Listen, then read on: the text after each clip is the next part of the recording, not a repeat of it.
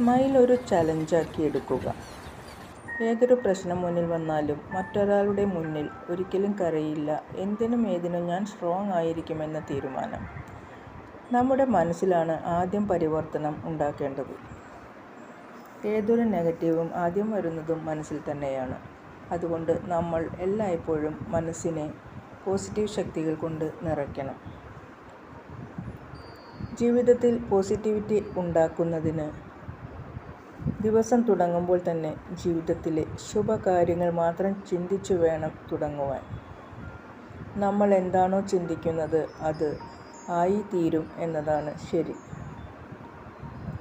നിഷേധാത്മക ചിന്തകൾ ഉള്ളവരുടെ തുടക്കം തന്നെ ഇരുണ്ടതാകും. മനസ്സിനെ നിയന്ത്രിക്കാൻ ആദ്യം കഴിയണം. ചിന്തകൾ സത്യതയും ശുദ്ധതയും ക്രിയാത്മകവും ആവണമെങ്കിൽ പ്രവർത്തിക്കുന്ന ഇടങ്ങളും അങ്ങനെ തന്നെ ആയിരിക്കണം. വിദ്വേഷം എന്നത് ക്ഷണനേരം കൊണ്ട് മനസ്സിൽ വളരുന്ന സംസ്കാരമാണ്. ശുഭചിന്തകരായിരിക്കാൻ കഴിഞ്ഞാൽ വിദ്വേഷത്തെ മറികടക്കാനാവും. നല്ലത് മാത്രം ചിന്തിക്കുക, നല്ല കാര്യങ്ങൾ മാത്രം ചെയ്യാൻ കഴിയുക, മറ്റുള്ളവരിലെ അവഗുണങ്ങൾ ശ്രദ്ധിക്കാതെ നന്മകൾ മാത്രം കാണാൻ ശ്രമിക്കുക. നമുക്ക് സന്തോഷമുണ്ടാക്കുന്ന കാര്യങ്ങൾ മാത്രം ചെയ്ത് ജീവിതം ആസ്വദിച്ച് മുന്നോട്ട് പോകാൻ കഴിയണം. ഒരുപാട് സ്നേഹത്തോടെ എല്ലാവർക്കും ശുഭരാത്രി. Good night.